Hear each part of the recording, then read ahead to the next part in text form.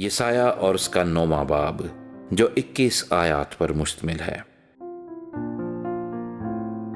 لیکن اندوہگین کی تیرگی جاتی رہے گی۔ اس نے قدیم زمانے میں زبولون اور نفتالی کے علاقوں کو ذلیل کیا، پر آخری زمانے میں قوموں کے گلیل میں دریا کی سمت یردن کے پار بزرگی دے گا۔ جو لوگ تاریکی میں چلتے تھے انہوں نے بڑی روشنی دیکھی، جو موت کے سائے کے ملک میں رہتے تھے ان پر نور چمکا۔ تو نے قوم کو بڑھایا، تو نے ان کی شادمانی کو زیادہ کیا۔ وہ تیرے حضور ایسے خوش ہیں جیسے فصل کاٹتے وقت اور غنیمت کی تقسیم کے وقت لوگ خوش ہوتے ہیں، کیونکہ تو نے ان کے بوجھ کے جوئے اور ان کے کندھے کے لٹ اور ان پر ظلم کرنے والے کے عصا کو ایسا توڑا ہے جیسا مدیان کے دن میں کیا تھا، کیونکہ جنگ میں مسلح مردوں کے تمام سلاح اور خون آلودہ کپڑے جلانے کے لیے آگ کا ایندھن ہوں گے۔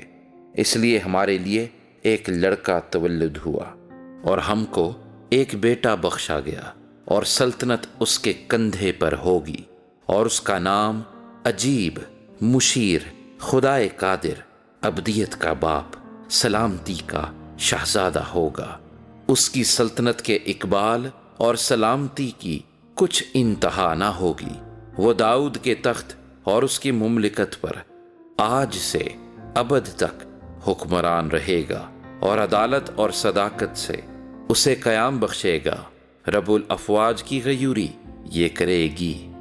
خداوند نے یعقوب کے پاس پیغام بھیجا اور وہ اسرائیل پر نازل ہوا، اور سب لوگ معلوم کریں گے، یعنی بنی افرائیم اور اہل سامریہ جو تکبر اور سخت دلی سے کہتے ہیں کہ اینٹیں گر گئیں پر ہم تراشے ہوئے پتھروں کی عمارت بنائیں گے، گولر کے درخت کاٹے گئے پر ہم دیودار لگائیں گے۔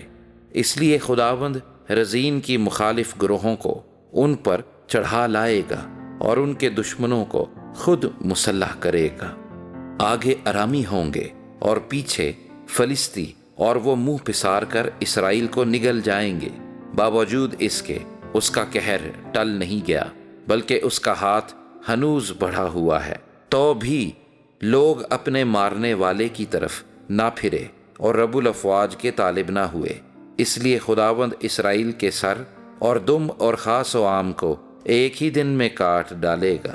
بزرگ اور عزت دار آدمی سر ہے، اور جو نبی جھوٹی باتیں سکھاتا ہے وہی دم ہے، کیونکہ جو ان لوگوں کے پیشوا ہیں ان سے خطا کاری کراتے ہیں اور ان کے پیروں نگلے جائیں گے۔